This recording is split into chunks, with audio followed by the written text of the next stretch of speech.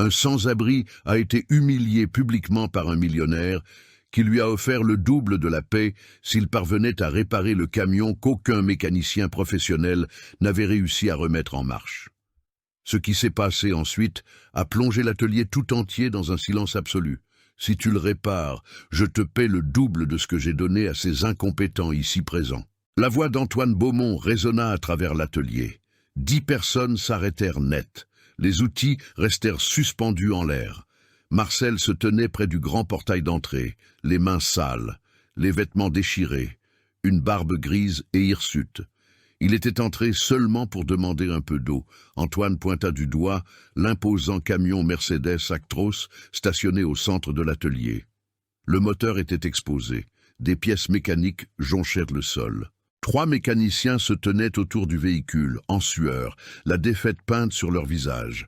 2 mois à l'arrêt, 7 mécaniciens différents. Et rien. Marcel leva les yeux vers le camion. Son regard changea instantanément. Il devint fixe, totalement concentré. « Je te parle, le vieux. » Antoine fit 2 pas décidés vers lui. « Tu crois que tu en es capable ?» Thomas, l'un des mécaniciens, laissa échapper un rire bref et nerveux. Claire, la gérante de l'atelier, croisa les bras avec scepticisme. Julien laissa tomber sa clé à molette sur l'établi avec dédain. Marcel marcha lentement jusqu'au camion, traînant un peu les pieds. Il passa sa main calleuse sur la carrosserie. Il inclina la tête pour observer les entrailles du moteur. « Combien vous les avez payés ?» demanda Marcel sans se retourner. « 5 000 € chacun !» Antoine sourit, un sourire cruel. « Pourquoi? Tu veux une avance ?» Les rires explosèrent dans l'atelier. Thomas donna une tape sur l'épaule de Julien. Claire secoua la tête, incrédule. « Si je le répare, vous me donnez 10 000 €. Le silence coupa l'air de l'atelier comme une lame de rasoir. Antoine s'approcha lentement. Ses chaussures italiennes en cuir claquaient fort sur le sol en béton. Il s'arrêta à une paume du visage de Marcel. L'odeur de parfum coûteux envahit l'espace. « Tu es en train de me défier ?» Antoine serra la mâchoire, contractant les muscles de son visage. Marcel le regarda enfin dans les yeux. Son regard ne dévia pas d'1 millimètre. « Non, j'accepte juste votre offre. » Antoine attrapa le bras de Marcel. Il serra fort. Ses doigts s'enfoncèrent dans le tissu usé de la vieille chemise. « Écoute-moi bien, espèce de clochard. Tu as 1 heure. Si tu échoues, tu sors d'ici en rampant. C'est compris ?» Le visage de Marcel resta impassible, comme de la pierre. Il ne réagit pas à la douleur. Il ne recula pas. Comment un sans-abri, rejeté par tous, pouvait-il savoir quelque chose que 7 mécaniciens professionnels ignoraient? Le son du moteur diesel résonna dans la mémoire profonde de Marcel. Ce ronronnement spécifique, grave, irrégulier. Il connaissait ce son mieux que personne. Tout lui revint en mémoire. 15 ans plus tôt, garage Martin & Fils, à Lyon. L'enseigne rouge brillait fièrement à l'entrée. Marcel portait une combinaison bleue impeccable. Son nom brodé en fil blanc sur la poitrine. « Monsieur Marcel, le camion des transports du Puy est arrivé. » Il s'essuya les mains, marcha vers le véhicule, un Mercedes identique à celui-ci. Le moteur avait dératé. Personne ne trouvait la panne. 3 heures plus tard, le camion repartait en rugissant parfaitement. Le propriétaire lui serra la main avec force. « Vous êtes un génie, Marcel, un véritable génie. » 16 clients attendaient sur la liste. Son agenda était complet pour les 3 prochains mois. Les entreprises de transport se battaient pour obtenir un créneau. Son nom était respecté dans toute la région Rhône-Alpes. Puis Philippe est apparu, son associé, son ami depuis 20 ans.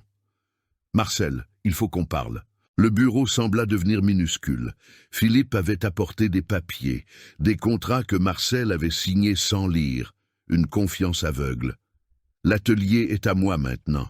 Tu as signé le transfert ici, tu te souviens ?» Les mains de Marcel tremblèrent violemment. Il prit les documents. Sa signature était là, mais il n'avait jamais rien transféré consciemment. Philippe l'avait falsifié au milieu d'une pile de documents administratifs. « Tu as 24 heures pour partir. » Marcel chercha des avocats. 4 refusèrent le dossier. trop cher, trop de bureaucratie. Philippe avait de l'argent, des relations, un juge parmi ses amis. Il perdit tout en 6 mois. L'atelier, la maison, sa femme qui ne supporta pas la pauvreté soudaine, son fils qui choisit de rester avec sa mère. 1 an plus tard, Marcel dormait sous un pont, mais ses doigts se souvenaient encore de la texture de chaque outil. Son cerveau diagnostiquait encore les moteurs rien qu'au son, mais personne n'embauchait un sans-abri. Personne ne le croyait. Il offrit son aide dans plusieurs garages. Il fut mis à la porte. Il essaya d'expliquer son expérience. On lui rit au nez. La rue lui enseigna le silence. Elle lui enseigna l'invisibilité. Une tape sèche sur l'épaule ramena Marcel à la réalité. Antoine était devant lui, avec ce sourire moqueur. « Tu dors debout, le vieux ? Tes 60 minutes ont commencé, 58 maintenant. » Les mécaniciens observaient comme des vautours. Thomas croisa les bras, défiant. Claire vérifia l'heure sur son portable. Julien s'appuya contre le mur, attendant le spectacle. Marcel regarda de nouveau le moteur exposé. Ses mains s'approchèrent du métal froid. Elles tremblaient encore. Pas de peur, de mémoire, d'une rage contenue depuis des années, de tout ce qu'il avait été et de tout ce qu'il avait perdu. Mais ce moteur était identique au tout premier qu'il avait réparé seul. 35 ans plus tôt, il connaissait chaque soupape, chaque piston, chaque secret mécanique. Et Antoine n'avait pas la moindre idée de qui se tenait devant lui. Marcel fit un pas décidé vers le moteur. Sa main s'étendit pour toucher l'une des durites principales. « Hé, hé, hé !» Thomas lui bloqua le passage, le torse bombé. « Ne touche à rien pour l'instant. Je dois vérifier le système d'injection. »« Tu dois ?» Thomas rit bruyamment. « Ce dont tu as besoin, c'est d'une douche, le vieux. » Julien s'approcha par l'autre côté. 2 hommes jeunes encerclant Marcel. L'atelier sembla rétrécir, devenir étouffant. « Laissez-moi travailler. » Marcel tenta de passer entre eux. Thomas poussa son épaule. Pas très fort, juste assez pour humilier, pour marquer son territoire. « Antoine, ce type va tout gâcher.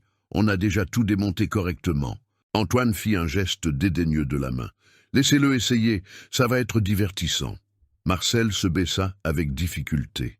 Il observa le bloc moteur par en dessous. Ses yeux parcoururent les pièces rapidement. Ils cherchèrent quelque chose de précis. « Vous avez une lampe torche ?» Claire laissa échapper un rire sec. « On en a.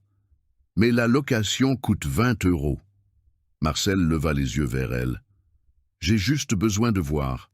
20 €. » Elle croisa les bras plus fermement. Antoine s'amusait comme un enfant avec un nouveau jouet. Il s'assit sur une chaise pliante, il croisa les jambes élégamment, alluma un cigare. « L'horloge tourne, champion. 55 minutes. » Marcel utilisa le reflet de la lumière du soleil. Il s'inclina dans une position inconfortable. Sa colonne vertébrale protesta. 60 ans pesaient sur ses os. Il ignora la douleur. « J'ai besoin d'une clé Torx T40. » Ah, maintenant il veut des outils. Thomas leva les bras au ciel, théâtralement. « Vous avez entendu ça? Le clochard veut des outils professionnels. » Les rires résonnèrent contre les murs métalliques. 3 employés administratifs qui n'étaient même pas impliqués s'arrêtèrent pour regarder. « Utilise tes mains, enfin !» Julien se tapa la cuisse, riant aux éclats. Marcel se releva doucement. Il essuya ses mains sur son pantalon sale. « Vous voulez que je le répare ou pas? On veut te voir essayer. » Antoine souffla la fumée. « Mais à mes conditions !» Il se leva, marcha jusqu'à Marcel, tourna autour de lui comme un prédateur. « Pas d'outils professionnels, seulement ce que tu trouveras qui traîne. Pas d'aide, pas de manuel, pas d'excuses. » Antoine s'arrêta juste devant lui. « Et travaille pieds nus. » Le silence tomba lourdement sur le groupe. « Pieds nus ?» Claire fronça les sourcils, confuse. « C'est ça. Enlève tes chaussures, ou peu importe ce qu'est cette pourriture à tes pieds. » Marcel baissa les yeux. Ses baskets étaient détruites, des trous sur les côtés. La semelle se décollait, mais elle protégeait ses pieds du sol brûlant et sale de l'atelier, des copeaux de métal, des vis éparpillées. « Pourquoi ?» La voix de Marcel sortit basse, à peine un murmure. « Parce que je le veux. C'est mon garage, mes règles. » Antoine fit un pas de plus. Ou alors abandonne maintenant. Thomas et Julien échangèrent des regards. Même eux semblaient mal à l'aise face à cette cruauté. Marcel se baissa, retira la première chaussure, puis la seconde. Ses chaussettes avaient des trous béants. Il les retira aussi. Ses pieds nus touchèrent le béton glacé et gras. Maintenant c'est bon. Antoine retourna à sa chaise. 50 minutes. Marcel marcha jusqu'à un établi latéral. Il fouilla parmi un tas de vieux outils rouillés. Il trouva un tournevis. La pointe était usée, mais ça irait. Il va réparer un moteur diesel avec ça. Julien secoua la tête. C'est une blague. Laisse-le. Thomas s'appuya contre le mur. Ça va être rapide. Marcel retourna au camion. Il s'agenouilla. Le sol râpeux écorcha la peau de ses genoux. Il ne se plaignit pas. Il commença à examiner le système d'injection méticuleusement. Ses doigts coururent sur les injecteurs. Il testa la pression au toucher, vérifia les connexions une par une. « Tu perds ton temps, le vieux. » Claire regarda sa montre. 47 minutes. Le doute commença à grandir en lui. Ses mains tremblèrent de nouveau. Ce n'était pas le moteur qui l'inquiétait. Il savait diagnostiquer cela en dormant. C'était la peur. Et s'il échouait? Et si 15 ans de rue avaient effacé son talent? Et s'il n'était plus cet homme-là? Marcel ferma les yeux une seconde, respira profondément. L'image de Philippe revint, son sourire faux. L'atelier est à moi maintenant. Le souvenir de sa femme partant, la porte qui claque, je ne supporte plus cette misère. Son fils lui tournant le dos. Tu n'es plus rien, papa. 15 ans à entendre qu'il n'était rien, personne, invisible, inutile. Peut-être qu'ils avaient raison. Peut-être qu'il devait se lever, partir, accepter que ce n'était plus son monde. 45 minutes, hurla Antoine. Tu n'as même pas commencé. Marcel ouvrit les yeux, regarda ses mains, calleuses, sales, mais encore fermes, encore capables. Il avait deux choix, sortir d'ici vaincu une fois de plus, confirmer ce que tout le monde pensait, qu'un sans-abri ne sert à rien, ou prouver, une dernière fois, que Marcel Martin existait encore sous cette barbe, sous cette crasse, sous 15 ans d'invisibilité. Ses mains cessèrent de trembler instantanément. Il se releva. Il marcha jusqu'au flanc du camion, ouvrit la portière de la cabine, monta. « Qu'est-ce que tu fais ?» Thomas fit 2 pas agressifs en avant. Marcel s'assit sur le siège conducteur. Il tourna la clé juste jusqu'à la position de contact, sans allumer le moteur. Le tableau de bord s'illumina. Il observa les indicateurs. Pression d'huile, température, système électrique. Un code d'erreur clignotait discrètement dans un coin. E0347. Marcel sourit pour la première fois. Un petit sourire, fatigué, mais réel. Il savait exactement ce que c'était. Et il savait qu'aucun des 7 mécaniciens précédents n'avait vu ça. Il descendit du camion, marcha droit vers le moteur. Ses pieds nus évitaient les éclats de verre et les pointes avec une précision automatique. Mémoire musculaire de 30 ans d'atelier. Quelqu'un a touché au module de commande électronique? Thomas et Julien se regardèrent. On a tout vérifié. Thomas répondit sur la défensive. Vérifier ou remplacer? Silence. 40 minutes. Antoine ne le quittait plus des yeux maintenant. L'amusement s'était transformé en curiosité. Marcel avait besoin de la bonne pièce, ou d'un moyen d'improviser. Et il en avait besoin vite, car pour la première fois en 15 ans, il n'était pas seulement en train de survivre, il était de retour. « Tu ne sais rien, le vieux ?» Antoine se leva de sa chaise, marcha doucement vers Marcel. « Tu sais ce que je pense? Tu gagnes du temps? Tu fais du théâtre ?» Il tourna autour de Marcel, l'analysant, le jugeant. « Regarde-toi, tu pues, barbe immonde, des vêtements que même un chien ne porterait pas. » Antoine se boucha le nez théâtralement. « Comment oses-tu entrer dans mon garage ?» Thomas laissa échapper un rire moqueur. Claire détourna le regard vers son portable, mais un sourire lui échappa. « J'ai juste besoin de... » « Tu n'as besoin de rien. » Antoine le coupa sèchement. « Tu es un clochard, un déchet, et je fais preuve de charité en te laissant toucher mon camion. » Marcel serra les poings. respira fort. Laissez-moi travailler. Travailler? Antoine éclata de rire. C'est ça le travail? Toi qui traînes, qui touches ici et là, qui invente des excuses. Il se tourna vers les autres. Vous avez vu? Ce type n'a encore rien fait. 38 minutes, et il a juste regardé. Julien s'approcha. C'est vrai, je ne l'ai rien vu réparer, parce que je dois d'abord identifier le problème. Marcel garda une voix contrôlée. Identifier? Antoine explosa. 7 mécaniciens professionnels, diplômés, avec des années d'expérience, n'ont pas réussi. Et toi, un vagabond de la rue, tu vas l'identifier? 3 employés de l'administration apparurent à la porte, attirés par le bruit, par la chance d'un divertissement gratuit. « Monsieur Beaumont, qu'est-ce qui se passe ?» demanda l'un d'eux. « Spectacle gratuit, Maxime, j'ai trouvé un clown. » Les rires explosèrent. Maxime sortit son portable. Il commença à filmer. « Regardez ça, les gars !» narrait-il pour la caméra. « Un SDF qui essaie de réparer un camion à 100 000 balles. Envoie sur le groupe !» demanda un autre employé. Claire se joignit au jeu. « Je parie 50 € qu'il abandonne dans 10 minutes. » « Je parie 100 qu'il ne sait même pas ce qu'est un injecteur. » Thomas leva la main. « Pari tenu. » Claire topa dans sa main. Marcel tenta d'ignorer tout cela. Il retourna son attention vers le moteur. Il devait vérifier la centrale électronique. Elle était située derrière le panneau des fusibles. « Pardon !» Il tenta de passer à côté de Thomas. « Pardon !» Thomas feignit une surprise exagérée. « Vous avez entendu? Le clochard est poli !» Il poussa Marcel légèrement. Pas fort, juste assez pour le déséquilibrer. Marcel trébucha. Son pied nu marcha sur une vis pointue. Une douleur aiguë. Il ne cria pas. Il se mordit seulement la lèvre. « Fais attention, le vieux !» Julien riait. Le sol d'un atelier, c'est pas fait pour se promener pieds nus. Le portable de Maxime capturait tout. 2 autres employés apparurent. Ils étaient maintenant 8 personnes en cercle, observant, jugeant, filmant. 35 minutes. Antoine consulta sa Rolex. « Tu sais combien coûte cette montre? 20 000 €, plus que ce que tu gagneras dans toute ta vie. » Marcel atteignit le panneau des fusibles. L'ouvrit avec des mains tremblantes. Ses doigts cherchaient la centrale électronique. « Attends. » Antoine s'approcha rapidement, referma le panneau d'un coup sec. « Personne ne t'a autorisé à toucher là.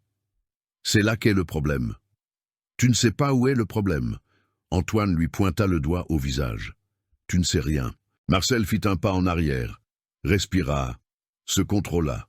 « J'ai travaillé 15 ans comme... » « 15 ans ?» Antoine l'interrompit. « À faire quoi? À sniffer de la colle?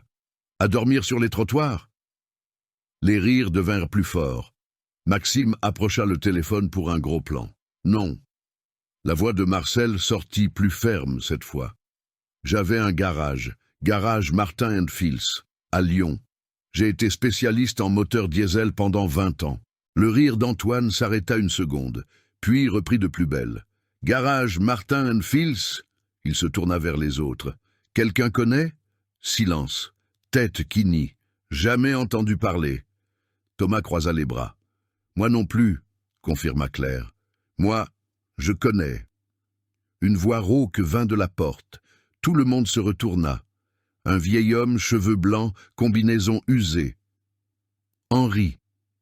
Il avait travaillé ici des années auparavant. Il revenait parfois rendre visite. Marcel Martin. Henri fit 2 pas à l'intérieur. Je me souviens de lui. C'était l'un des meilleurs. Le cœur de Marcel s'accéléra. Espoir. Sérieux? Claire parut surprise. C'était, insista Henri. Il y a 15 ans. J'ai entendu dire qu'il avait tout perdu, disparu. Et tu crois qu'un clochard sait encore réparer? Antoine croisa les bras. Après 15 ans dans la rue? Henri regarda Marcel. Leurs yeux se croisèrent. Pendant un moment, il sembla qu'il allait le défendre, qu'il allait confirmer, qu'il allait donner de la crédibilité. Je ne sais pas. Henri détourna le regard. 15 ans, c'est long. L'espoir mourut. Tu vois? Antoine revint vers Marcel triomphant. Même ceux qui te connaissent ne croient pas en toi. Henri tourna les talons, sortit de l'atelier en silence.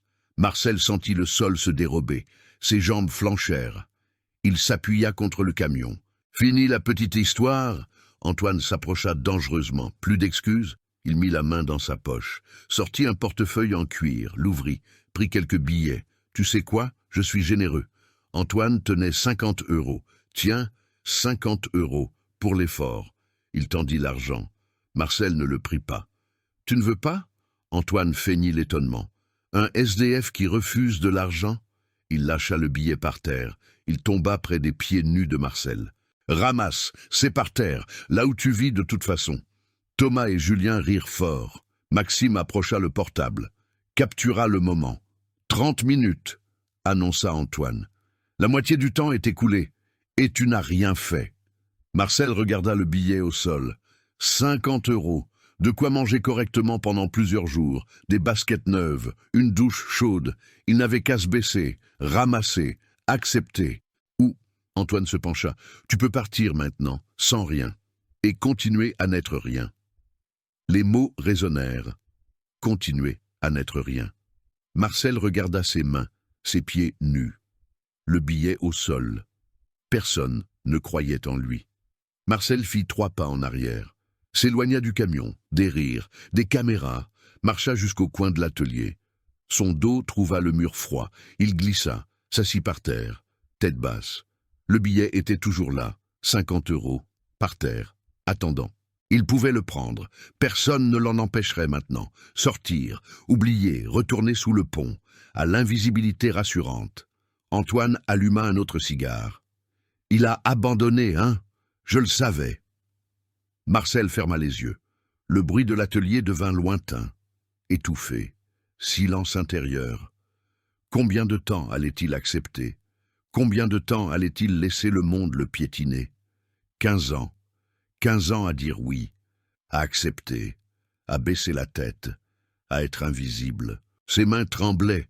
Pas de peur maintenant, de colère. Colère contre Philippe, d'avoir fait confiance, d'avoir tout perdu. Colère contre sa femme, contre son fils, d'avoir abandonné. Colère contre lui-même, d'avoir cru qu'il méritait ça. Il ouvrit les yeux, regarda ses mains. Calleuses, marquées. Mais c'étaient encore les mêmes mains qui avaient réparé des centaines de moteurs, qui avaient sauvé des entreprises de transport, qui avaient été respectés. Marcel leva la tête, regarda le camion, le Mercedes Actros, moteur OM 460, 6 cylindres en ligne, turbo intercouleur, injection électronique Common Rail. Il connaissait ce moteur, chaque soupape, chaque capteur, chaque secret. Et soudain, tout devint clair. Il ne s'agissait pas des 10 000 €. Il ne s'agissait pas d'Antoine. Il ne s'agissait pas de prouver quoi que ce soit à qui que ce soit. Il s'agissait de se prouver à soi-même que Marcel Martin existait encore. Il se leva, doucement. Ses jambes lui faisaient mal. Ses pieds saignaient de petites coupures. Il s'en fichait. Il retourna vers le camion, passa devant le billet au sol sans un regard. « Tu es revenu ?» Thomas haussa les sourcils. Marcel ne répondit pas. Monta dans la cabine à nouveau. Cette fois, il alla directement à l'ordinateur de bord, appuya sur 3 boutons en séquence, menu caché, mode diagnostic avancé. « Qu'est-ce que tu fais ?» Claire s'approcha. L'écran afficha l'historique complet des erreurs. Marcel fit défiler, chercha, trouva. E03 47, défaillance du capteur de pression du rail. Mais il y avait un autre code caché, E12 89, court-circuit dans le faisceau électrique. Il descendit, marcha droit vers le côté droit du moteur. Je dois voir le faisceau électrique qui va à la pompe haute pression. 27 minutes. Antoine consulta sa montre, mais sa voix avait changé. Moins de moquerie, plus de curiosité. Marcel se baissa. Ses doigts suivirent le chemin des câbles, passèrent par la protection thermique, par la gaine en plastique. Là, un fil vert, partiellement fondu, touchant le bloc moteur, causant un court-circuit intermittent. Trouvé. Trouvé quoi? Julien s'approcha. Le problème, Marcel pointa du doigt. Faisceau fondu, court-circuit. C'est pour ça que le capteur ne fonctionne pas. Et sans le capteur, l'injection ne se calibre pas. Thomas se baissa aussi, regarda. Ses yeux s'écarquillèrent. « Fils de pute !» chuchota-t-il. « C'est juste là. » Claire s'approcha. « Sérieux ? Comment personne n'a vu ça ?» Julien se gratta la tête. « Parce que vous n'avez pas bien cherché. » Marcel se releva. « Vous avez juste changé des pièces. Vous n'avez pas diagnostiqué. » Antoine s'approcha, se baissa, regarda aussi. Son expression changea. « Alors, répare-le.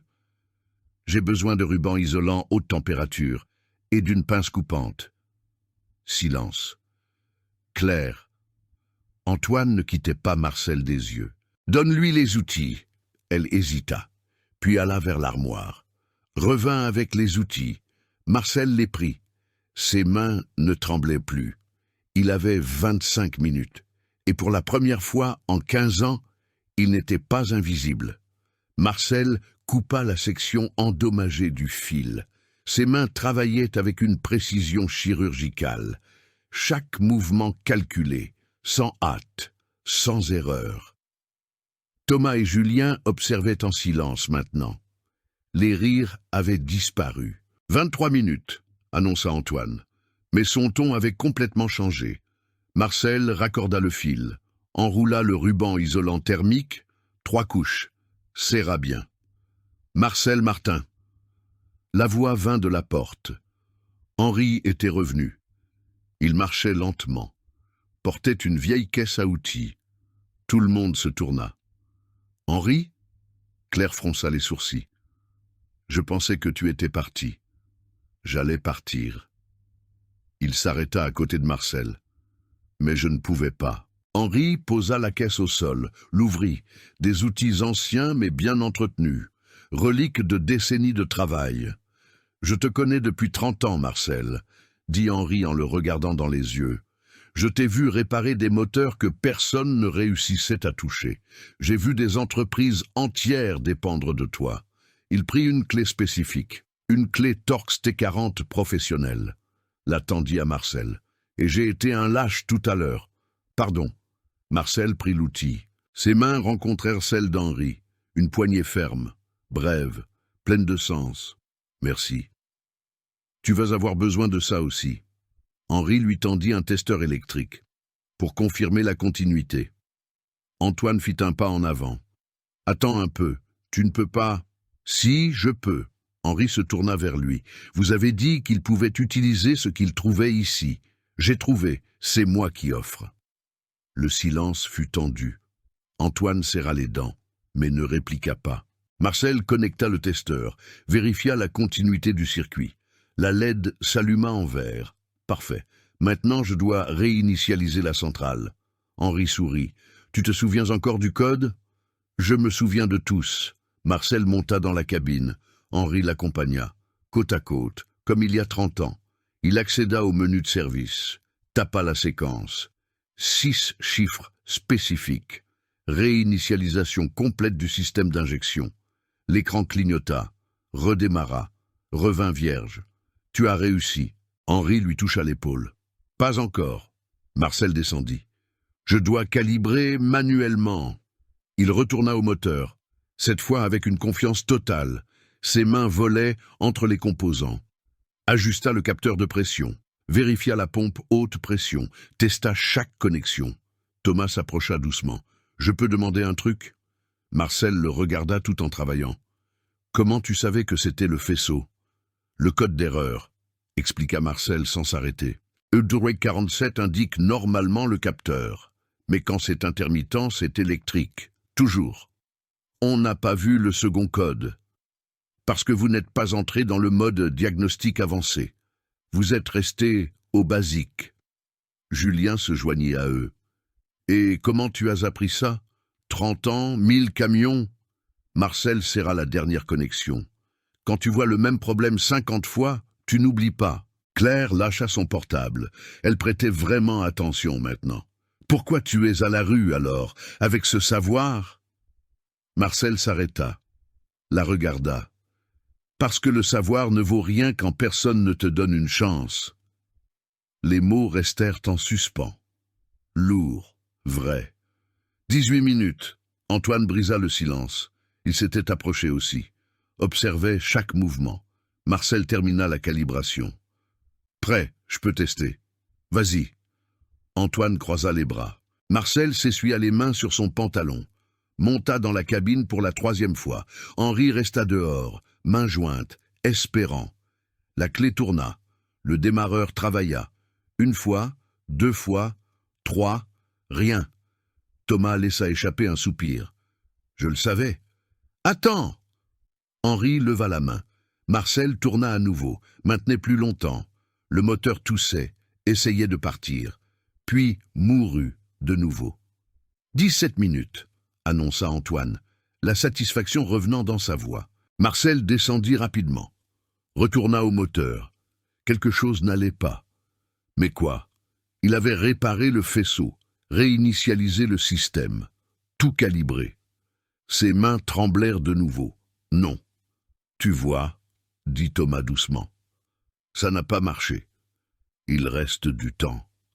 Henri tenta de défendre, mais même lui semblait douter. Marcel se baissa, regarda plus profondément, chercha, réfléchit. Puis il vit le filtre à carburant. Il était sale, brun foncé, bouché. Le filtre, il pointa du doigt. Il est obstrué. Même avec le système électrique fonctionnel, le diesel ne passe pas. Alors change-le, dit Antoine froidement. Je n'ai pas de filtre neuf. C'est ton problème.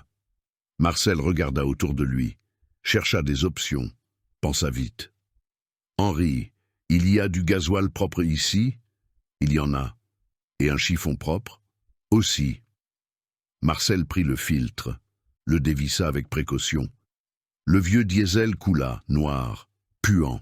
Il l'emmena jusqu'à l'évier de l'atelier, ouvrit, commença à nettoyer manuellement.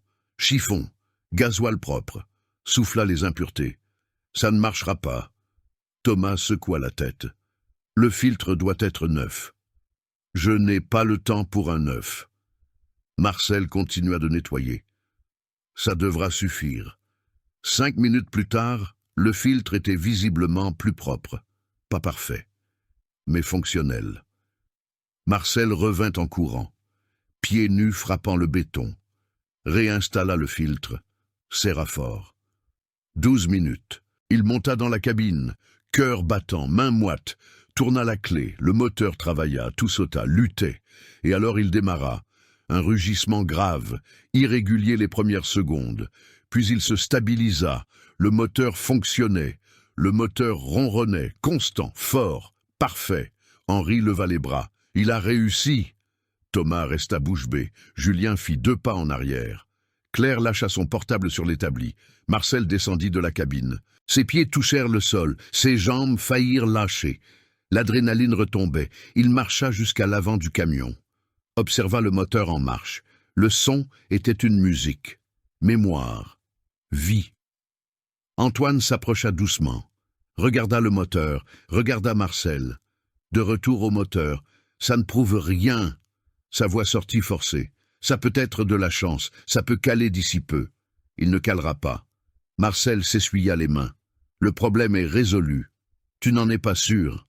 Si, je le suis. Antoine fit le tour du camion, réfléchissant, cherchant une issue. Ses yeux couraient nerveusement. Tu sais quoi? Il s'arrêta devant Marcel.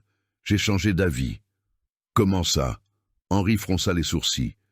L'accord était de réparer le camion, souligna Antoine. Un moteur qui tourne ne signifie pas réparer. Il doit rouler. Il doit supporter la charge. Vous n'avez pas dit ça avant. Thomas osa contredire. Je le dis maintenant. Antoine se tourna vers lui. Ou tu remets ma parole en doute? Thomas recula, baissa la tête. Marcel respira profondément. Vous voulez que je roule avec? Je veux que tu prouves, totalement. Antoine croisa les bras. Mets-le au travail. Alors je paie. Antoine, ce n'est pas juste. Claire fit un pas en avant, pour la première fois contre son patron. Juste? Il rit. C'est moi qui décide ce qui est juste ici. Maxime filmait toujours. D'autres employés s'amassaient à la porte. L'atelier entier regardait. Marcel regarda le moteur, le camion, puis Antoine. « Très bien, je vais rouler. » « Pas tout seul. » Antoine sourit méchamment. « Je viens avec toi, pour être sûr que tu n'utilises aucun trucage. » Henri s'approcha de Marcel, chuchota bas. « Il va essayer de saboter. Fais attention. » Marcel acquiesça discrètement. Antoine monta côté passager, frappa la portière. « Allons-y, tu conduis. » Marcel monta côté conducteur, ajusta le siège, le rétroviseur, comme il y a 30 ans. Ses mains sur le volant, calleuses, sales, mais fermes. Il passa la première. Le camion bougea doucement, sortit de l'atelier vers la rue. « Accélère !» ordonna Antoine. « Je veux voir s'il tient. » Marcel accéléra. Deuxième vitesse, troisième. Le moteur répondait parfaitement, sans rater, sans étouffer. « Tourne à gauche !»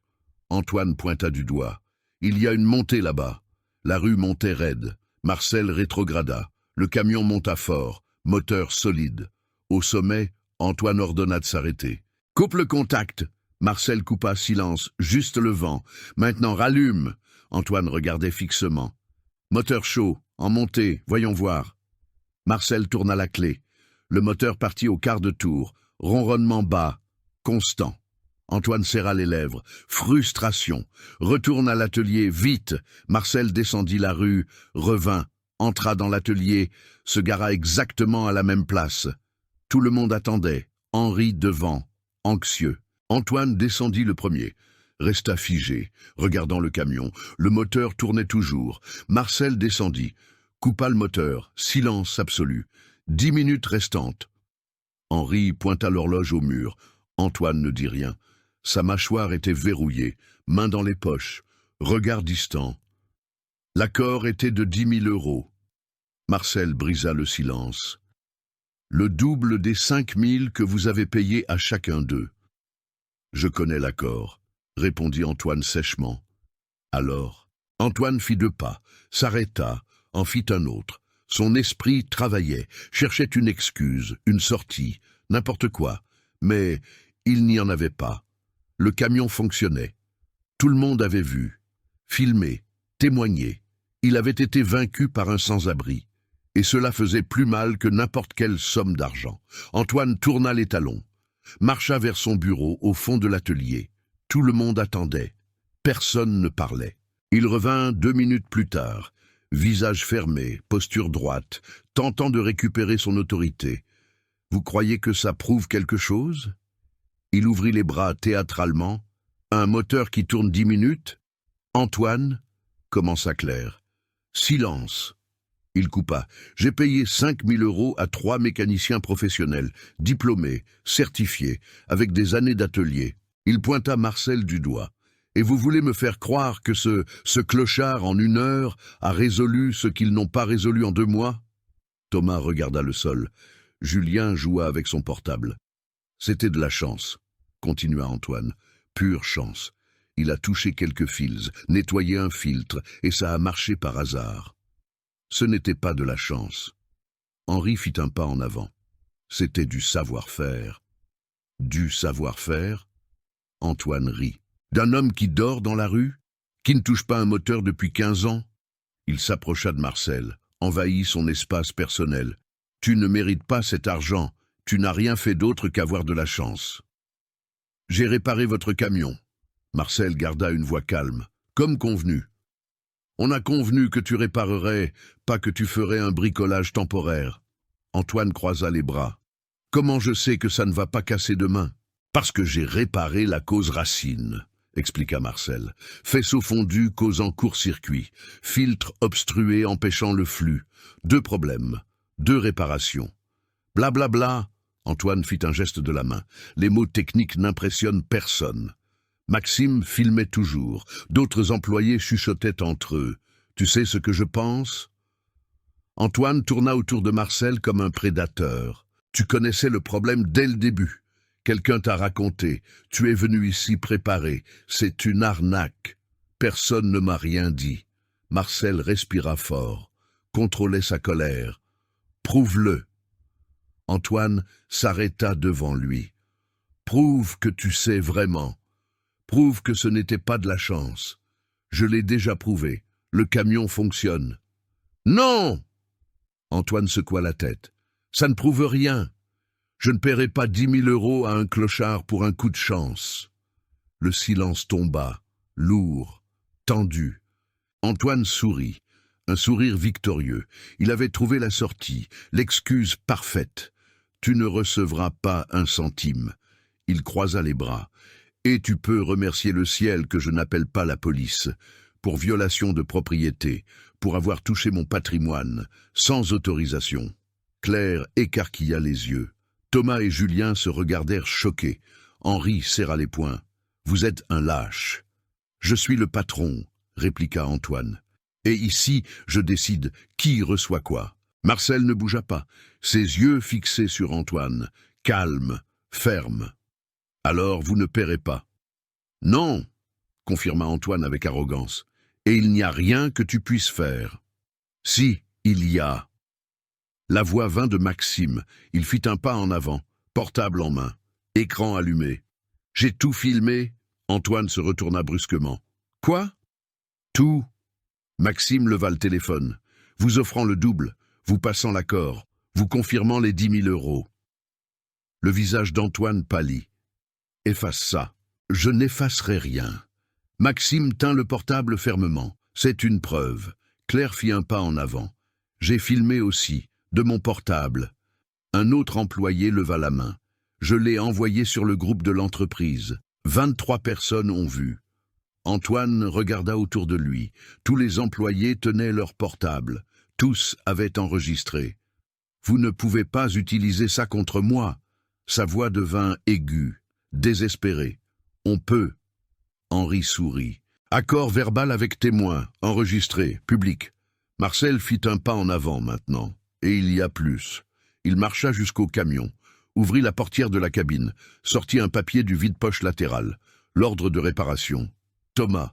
Marcel lut. 5 000 €. Moteur ne fonctionne pas. Julien. 5 000 €. Moteur ne fonctionne pas. Antonio, avant eux. 5 000 €. Moteur ne fonctionne pas. Il tint le papier en l'air. 3 mécaniciens. 15 000 € dépensés. 0 résultat. Thomas baissa la tête honteux. J'ai réparé. En 50 minutes. Avec des outils improvisés. Pieds nus. Marcel fit un autre pas. Et vous pensez que je ne mérite pas d'être payé? Antoine ouvrit la bouche, la referma. Il n'avait pas de réponse. Montre la vidéo, Maxime, demanda Claire. Maxime connecta son portable à une télé de l'atelier. Le grand écran s'alluma. La vidéo commença. La voix d'Antoine claire. Si tu le répares, je te paie le double de ce que j'ai donné à ces incompétents ici présents. L'image montrait Marcel acceptant. Antoine confirmant. 5 000. Chacun. Si je le répare, vous me donnez 10 000 €. C'est ça. La vidéo continua. Montra les humiliations. Les rires, les pièces jetées au sol. Montra Marcel travaillant, trouvant le problème, réparant. Montra le moteur démarrer. Fonctionner. Parfait.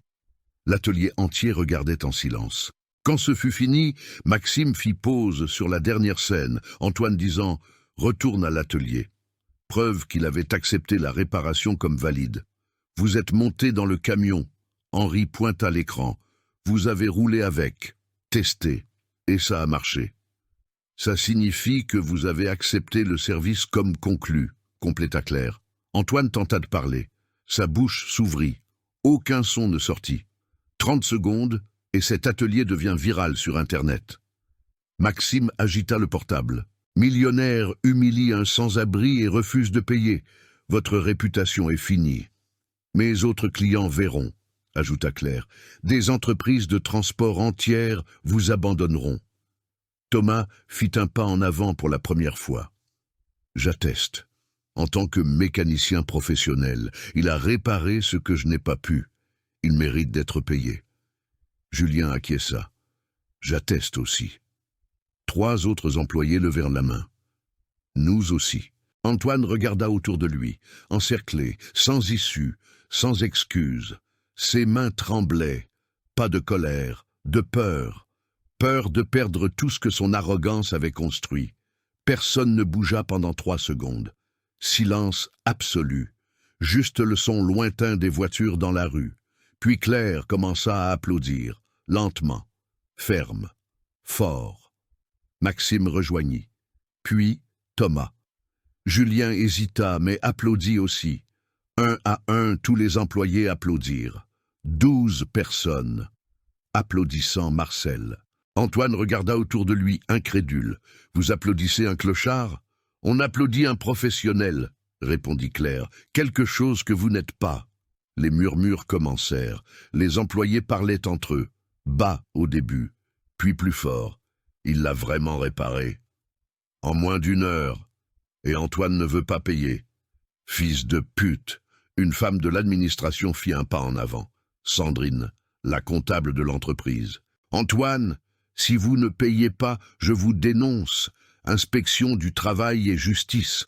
Un accord verbal avec témoin est valide devant la loi. Tu ne feras pas ça. Antoine pointa le doigt vers elle. Tu vas perdre ton emploi. Alors je le perds. Sandrine croisa les bras. Mais je ne serai pas complice d'une saloperie. 3 autres employés se joignirent à elle. Ils formèrent une ligne à côté de Marcel. Thomas marcha jusqu'à Antoine. Resta face à face. Je vous ai toujours respecté. J'ai toujours pensé que vous étiez dur, mais juste. Il secoua la tête. Je me suis trompé. Vous êtes juste un lâche avec de l'argent. Thomas, non. Thomas coupa. Je ne peux plus travailler pour vous. Je me casse. Il retira son badge de sa poche, le jeta au sol aux pieds d'Antoine. Julien fit de même. Moi aussi. C'est pas possible. Claire hésita, regarda le badge dans sa main, respira profondément et le jeta au sol aussi. 3 ans ici, 3 ans à vous défendre, dit-elle. C'est fini. 4 autres employés jetèrent leur badge, l'un après l'autre. Le sol autour d'Antoine se remplit de plastique coloré. Maxime pointa le portable de nouveau. Ça va devenir viral, garanti. Je l'ai déjà envoyé à mon cousin qui travaille au journal. Un autre employé confirma. Je l'ai posté sur le groupe de l'association des transporteurs. Sandrine leva son portable. 40 entreprises ont déjà vu. Antoine fit 2 pas en arrière. Son dos heurta le camion. Il était coincé, pas physiquement, mais socialement, moralement. Sa réputation s'effondrait en temps réel. « Vous ne comprenez pas, » tenta-t-il une dernière fois. « J'ai construit tout ça, cette entreprise, ces emplois. Et vous avez tout détruit en 1 heure, » répondit Henri, par orgueil, par arrogance. Antoine regarda Marcel. Colère, haine, mais aussi peur. Peur qu'un sans-abri ait plus de dignité que lui. « Je ne vais pas, » commença-t-il. « Vous allez, » interrompit Claire, « ou vous payez, ou on s'assure que vous perdez bien plus que 10 000 euros. » Antoine tenta de sortir, marcha vers la porte. Maxime et 2 autres bloquèrent. « Réglez ça maintenant. » Il était prisonnier, encerclé, vaincu. Antoine resta figé au centre de l'atelier. Respiration lourde, mains fermées, regard cherchant une fuite qui n'existait pas. « Il y a une issue, » dit-il soudain. Voix calculatrice revenant. « Je paye, mais tu signes une décharge. Un document disant que tu ne porteras pas plainte.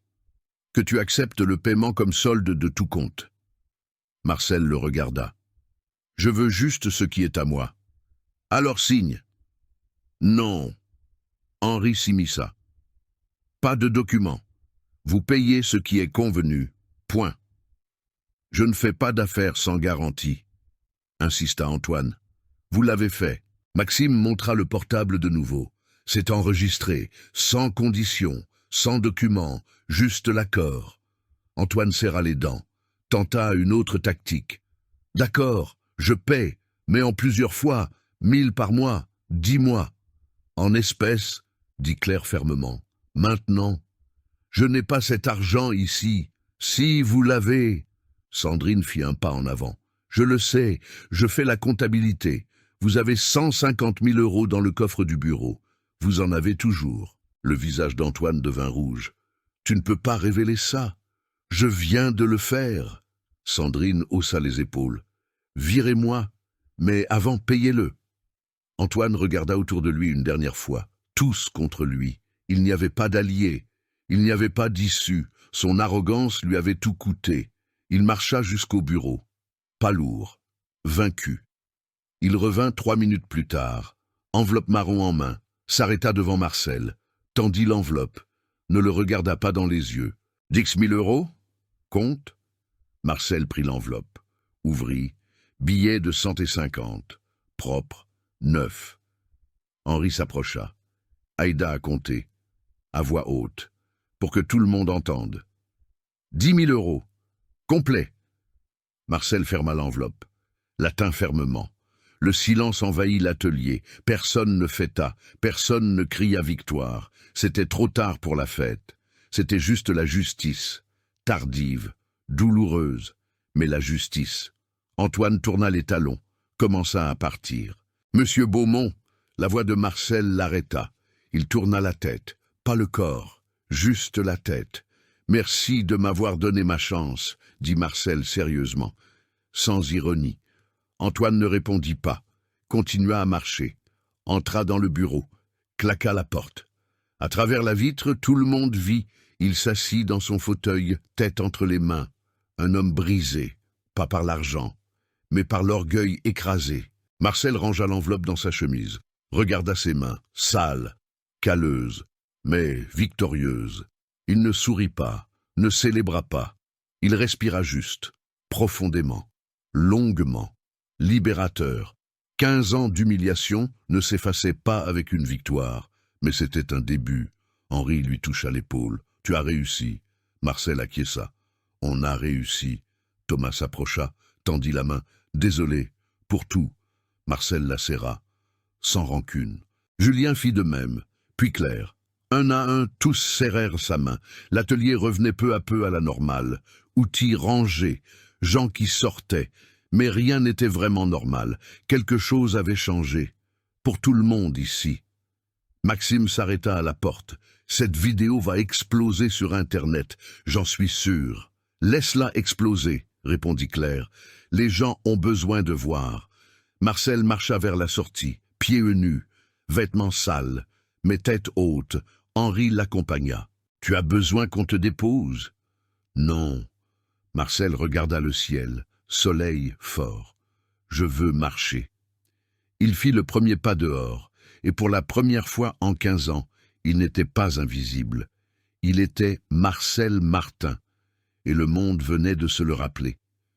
Marcel s'arrêta sur le trottoir. 10 mètres de l'atelier. Le soleil tapait fort. Ses jambes tremblèrent. Pas de fatigue. De tout. Il s'appuya contre un mur.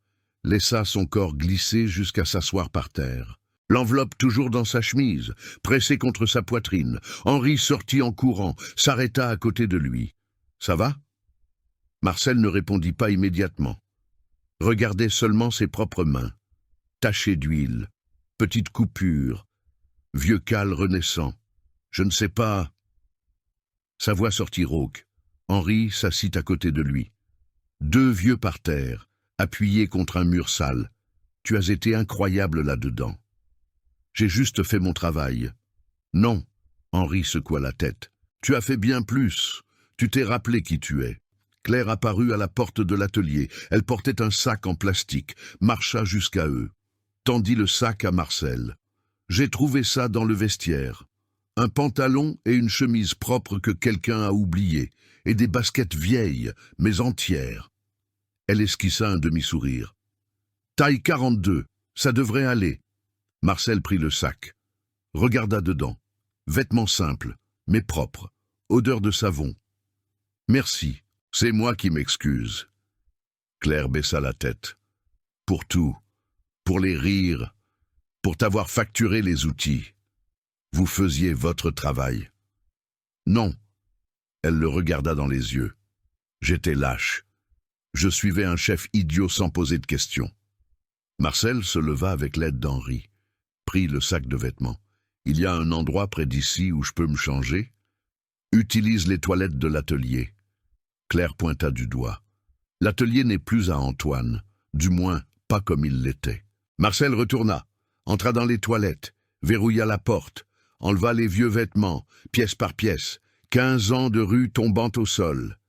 Ouvrit le robinet, eau froide, lava le visage, le cou, les bras. L'eau coula noire dans le siphon. Enfila les vêtements propres, gens usés mais sans trous, chemise bleue simple. Les baskets serraient un peu, mais ça allait. Se regarda dans le miroir embué, barbe grise encore en désordre, visage marqué, mais yeux différents, yeux vivants.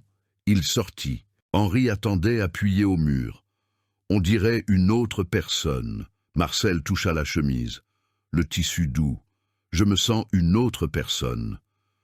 Tu as besoin d'un endroit où rester ? Demanda Henri. Ma maison est petite, mais il y a un canapé. Marcel réfléchit, respira. J'accepte, pour quelques jours, le temps de m'organiser. Reste le temps qu'il faut. 5 jours plus tard, Antoine assis dans le même bureau, seul maintenant, sans employé. La plupart avaient démissionné. Son portable sonnait. Il ignorait. 37 appels manqués. Clients annulant des contrats. Transporteurs demandant des explications. La vidéo était devenue virale. 2,5 millions de vues. Commentaires dévastateurs. Entrepreneur dégueulasse humilie travailleur. Karma réel. Plus jamais je ne fais affaire avec cette boîte. Sa femme avait vu, appelé en pleurant. Honteuse, a dit qu'il devait parler. Antoine appuya sa tête sur le bureau. Froid, solitaire. Au même moment, à 8 kilomètres de là, Marcel finissait de réparer un Volvo FH, petit garage, familial. Patron nommé Monsieur Bernard. Prêt ? Marcel s'essuya les mains. Le capteur de température avait un faux contact. J'ai changé le faisceau. Bernard alluma le moteur. Fonctionna parfaitement. Vous êtes rapide et bon. L'expérience. J'ai vu la vidéo. Bernard coupa le moteur. Vous êtes le type de l'histoire. Marcel acquiesça. Il ne pouvait pas nier. 3 millions de vues maintenant. Son visage partout. C'est pour ça que je vous ai offert le poste. Bernard tendit la main. 150 € par jour. 6 jours par semaine. CDI, si vous voulez rester. Marcel serra la main. Ferme. Je veux. Parfait. Vous commencez lundi. Marcel sortit du garage. Le soleil commençait à se coucher. Il marcha 3 rues jusqu'à la maison d'Henri. Petite. 2 chambres. Salon étroit. Mais il y avait un toit. Il y avait une douche chaude. Il y avait de la dignité. Henri était dans la cuisine, faisait du café. Alors, tu as réussi ? J'ai réussi, je commence lundi. Je le savais. Henri tapa sur la table.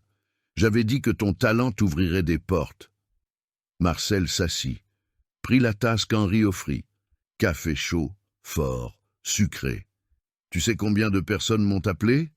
Marcel montra un portable simple qu'il avait acheté. 17, offrant du travail, demandant des devis. La vidéo t'a rendu célèbre. Je ne voulais pas la gloire. Marcel but le café. Je voulais juste travailler. Maintenant, tu as les deux. Marcel regarda par la fenêtre. Enfant jouant au ballon dans la rue. Vie normale, quotidienne. Il avait dormi dans un lit 4 nuits de suite. Mangé chaud, pris une douche chaque jour. Petite chose, qui semblait énorme. Henri, il se tourna. Merci, pour tout. Ne me remercie pas. Henri s'assit face à lui. Remercie-toi toi-même de ne pas avoir abandonné. Samedi matin, Marcel marchait vers la boulangerie, acheter du pain pour le petit déjeuner. Au coin, il vit une scène familière.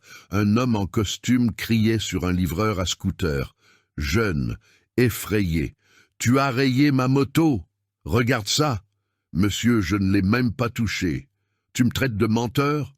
L'homme poussa le garçon. « Tu vas payer la réparation. 1 000 €. » Les gens passaient, regardaient. Personne ne s'arrêtait. Marcel s'arrêta, observa. La scène était un miroir. Puissant, humiliant, humble, public passif. Il pouvait continuer à marcher, ce n'était pas son problème. Il avait obtenu sa victoire, sa vie de retour. Mais quelque chose le tira, marcha jusqu'aux deux, s'arrêta entre eux. « C'est quoi le problème ici ?» L'homme en costume regarda irrité. « Ça ne vous regarde pas. »« J'ai vu. » Marcel parla calme. « De loin, il n'a pas touché votre moto. »« Et vous êtes qui, vous ?»« Témoin. » Le garçon regarda Marcel. Espérant. L'homme en costume grogna. « Vous n'avez rien vu. J'ai vu. » Marcel fit un pas en avant. « Et si vous continuez, j'appelle la police. L'extorsion est un délit. » L'homme évalua Marcel. Vêtements simples, visage marqué, mais posture ferme. Regard qui ne déviait pas. « Ça ne va pas en rester là. » Il pointa le garçon. « Je sais où tu travailles. Et moi, je sais filmer. » Marcel sortit son portable. « Vous voulez que je commence ?» L'homme en costume fit 2 pas en arrière, jura tout bas, monta sur sa moto, accéléra fort, disparut dans la rue. Le livreur respira soulagé. « Merci beaucoup, monsieur. Tu n'as pas besoin de remercier. » Marcel rangea le portable. « Ne laisse juste personne t'humilier. Jamais. »« Oui, monsieur. » Marcel continua jusqu'à la boulangerie. Acheta le pain. Rentra chez lui. Henri était à la porte. « Tu as mis du temps. » « J'ai dû régler une chose. »« Quelle chose ?» Marcel sourit, petit, fatigué, mais réel. « Une chose juste. Si cette histoire t'a touché d'une manière ou d'une autre, si tu as ressenti l'injustice, la colère, puis le soulagement de la victoire, laisse ton like ici. Ce like me montre que des histoires comme celle-ci ont du sens, que ça vaut la peine de continuer à apporter des récits réels sur la dignité et le respect. Et dis-moi dans les commentaires, depuis quelle ville tu regardes maintenant? Je lis tous les commentaires, vraiment tous, et je mets un point d'honneur à répondre à chaque personne qui prend un petit moment pour interagir ici. Ta ville, ton soutien, tout cela construit cette communauté avec moi. Si tu crois au pouvoir de ces histoires, si tu veux voir plus de récits sur des gens qui luttent, qui résistent, qui gagnent même quand tout semble perdu, abonne-toi à la chaîne. Nous ne sommes qu'au début de ce voyage, et chaque nouvel abonnement est ce qui me donne la force et la certitude de continuer à apporter ces scénarios pour toi. Je compte beaucoup sur toi dans ce cheminement, et ne pars pas tout de suite. Choisis l'une des 2 histoires que j'ai laissées à l'écran pour continuer à regarder. Je suis sûr que tu vas t'émouvoir aussi. Je te retrouve dans la prochaine vidéo.